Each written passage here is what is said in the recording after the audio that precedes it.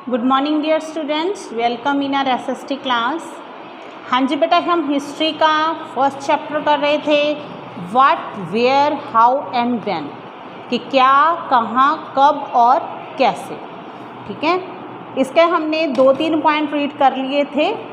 तो आज हमारा नेक्स्ट पॉइंट जो हम रीड करेंगे वो है why do people travel now a days, मतलब लोग इन दिनों ट्रैवल क्यों करते हैं। ठीक है, तो ये वाला पॉइंट डिस्कस करेंगे और ये जो हमारा इंडिया है, नेम्स ऑफ द लैंड कैसे पढ़े। ठीक है, तो 2 पॉइंट्स हम डिस्कस करने जा रहे हैं। तो फर्स्ट पॉइंट है why do people travel nowadays. कहते हैं जो hills, mountains and seas form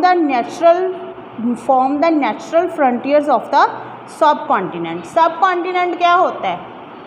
ठीक है, जैसे कॉन्टिनेंट का जो सब पार्ट होता है, जैसे हमारा कॉन्टिनेंट है एशिया, एशिया के जो अंदर इंडिया है हमारा, वो एक सब कॉन्टिनेंट है।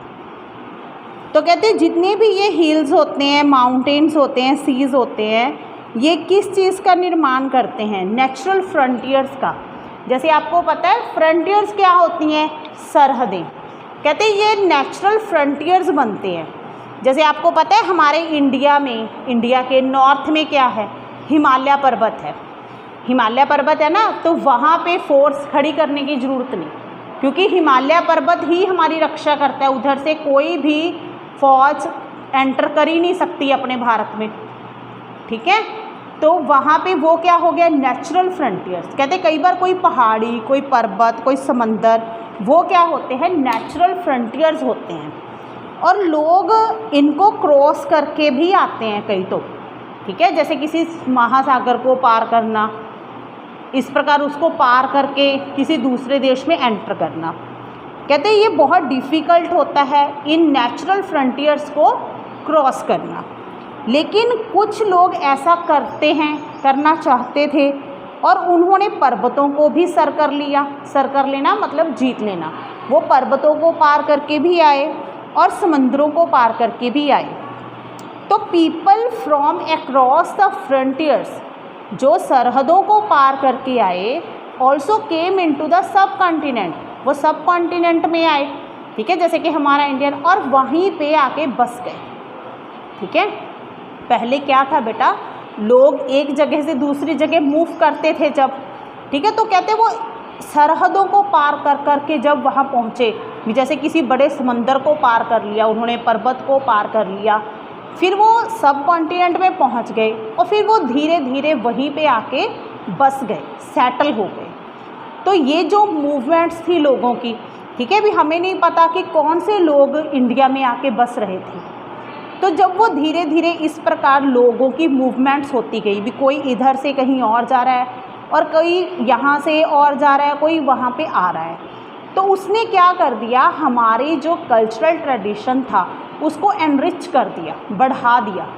आपको पता है ना, जैसे अभी हमारे भारत में कितनी मतलब कल्चर के लोग रहते हैं, इतनी, जैसे इतने राज्य हैं, उतनी ही तरह का कल्चर पाया जाता है, उससे भी ज़्यादा पाया जाता है ना। हर एक बंदा जो कहीं से भी आके वहाँ पे बसा, वो अपने साथ कुछ ना कुछ ट्रेडिशन, कुछ ना कुछ कल्चरल जो भी उनकी परंपराएं थी वो अपने साथ लेके आया और उसको यहाँ के कल्चर के साथ जोड़ता गया। ठीक है, जैसे आप किसी भी जगह की बात कर लो, जैसे आपका कल्चर कुछ और होगा, किसी पास वाले गांव का कुछ और होता है, वो किसी और तरीके से करते हैं किसी भी रस्म को। तो इस तरीके से धीरे धीरे धीरे करते वो जो हमारा कल्चर था वो एनरिच होता गया। लोगों ने क्या किया, शेयर किए न्यू वेज ऑफ कार्विंग। लोगों ने क्या क्या नए नए तरीके शेयर किए, किस चीज़ के? Carving stone. आपको पता है ना, जैसे अपने भारत में बहुत तरह के पत्थर को तराश तराश के अलग अलग तरह की जो कारीगरी है वो दिखाई गई है। मंदिरों पे, बड़ी बड़ी मस्जिदों पे बहुत सारे जैसे महल वगैरह बने थे राजा महाराजाओं के। ठीक है, उन पे उन्होंने अलग अलग तरह का जो स्टोन था उसको तराश के अपनी कारीगरी दिखाई। तो जो लोग बाहर से आके यहाँ पे बसे थे, उन्होंने पत्थर को कार्व करने के, तराशने के अलग अलग तरीके निकाले, म्यूज़िक को कंपोज करने के।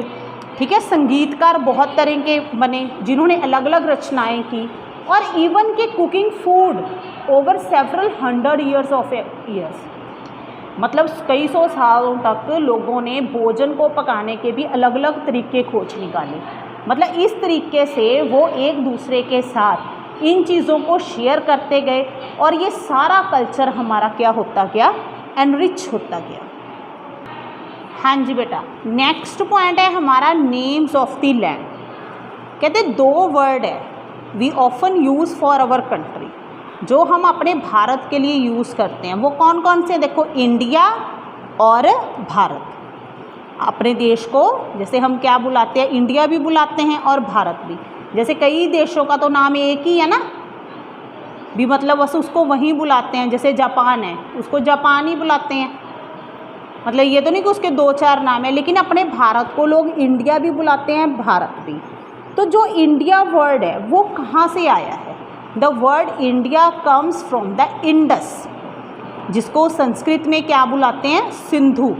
ये भी एक नदी है बेटा, सिंधु नदी, ठीक है। इसको इंग्लिश में मतलब इंडस बोलते हैं। तो इंडिया वर्ड जो है वो सिंधु नदी से लिया गया है, ठीक है। और जो इरानियंस थे, ग्रीक थे, ठीक है, वो कहाँ पे आए? जो इटालियंस थे, ग्रीक्स थे, who came through the north west, वो 2500 साल पहले उत्तर पश्चिम रास्ते के ज़रिए वहाँ पे आए। और वेर फेमिलियर, वो इंडस से जानू थे, फेमिलियर थे। फेमिलियर होता है नोन, उसको जानते थे। और उन्होंने इसको क्या बुलाया, हिंदोस या इंडोस, ठीक है। फिर उसी की से बाद में क्या बन गया, और जो लैंड थी to the east of the river, क्योंकि ये भारत मतलब ये जो ज़मीन पड़ती थी ना अपने भारत की, ये इस नदी के पूर्व में पड़ती थी, ठीक है। तो इसीलिए उन्होंने इसको क्या बुलाया, हिंदोस या इंडोस। तो यहाँ से ये नेम लिया गया इंडस। और जो भारत नेम है वो किसके लिए यूज़ किया गया, used for a group of people. जो नॉर्थ वेस्ट में लोग रहते थे ना, ग्रुप ऑफ पीपल, जो लोगों का समूह था, उसके लिए ये नेम यूज़ किया गया। कौन सा नेम यूज़ किया गया, भारत, ठीक है। भारत नेम उनके लिए यूज़ किया गया, ग्रुप ऑफ पीपल के लिए। And who were mentioned in, जिनको ऋग्वेद में भी मेंशन किया गया है। ऋग्वेद क्या है, अपना सबसे बड़ा ग्रंथ, ठीक है। वेद है ना, जो 4 वेद हुए हैं, ऋग्वेद, सामवेद, यजुर्वेद, अथर्ववेद। ऋग्वेद सबसे बड़ा वेद है, पुराणों का, इन वेदों का सबसे पुराना वेद। ये अर्लीस्ट कंपोजिशन इन संस्कृत, ये 3500 साल पहले मतलब इसकी रचना हुई थी। बाद में इसको भी it was use for the country, इसको इस देश के लिए यूज़ किया गया, ठीक है। समझ में आ गया आपको सभी को? तो आज हमने क्या पढ़ा है कि जब लोग ट्रैवल करते थे, सरहदों को पार करके इस देश में पहुंचते थे, सब कॉन्टिनेंट में, तो वो अपने साथ बहुत सारा कल्चर, बहुत सारे ट्रेडिशंस लेके आए, जिनको उन्होंने शेयर किया। और इस तरीके से भारत का कल्चर क्या होता गया, एनरिच। और जो हमारी ये धरती है, इसको इंडिया और भारत नाम कैसे मिला, ठीक है। जो लोग नॉर्थ वेस्ट के ज़रिए आए थे यहाँ पे, उन्होंने इसको नेम दिया इंडस, हिंदोस, इंडोस बुलाया, उसके बाद यह नाम बन गया इंडिया, ठीक है। और एक इसको भारत नाम मिला, जो यहाँ के ग्रुप ऑफ पीपल के लिए यूज़ किया गया। तो बेटा आपने यहीं तक पढ़ना है, ठीक है।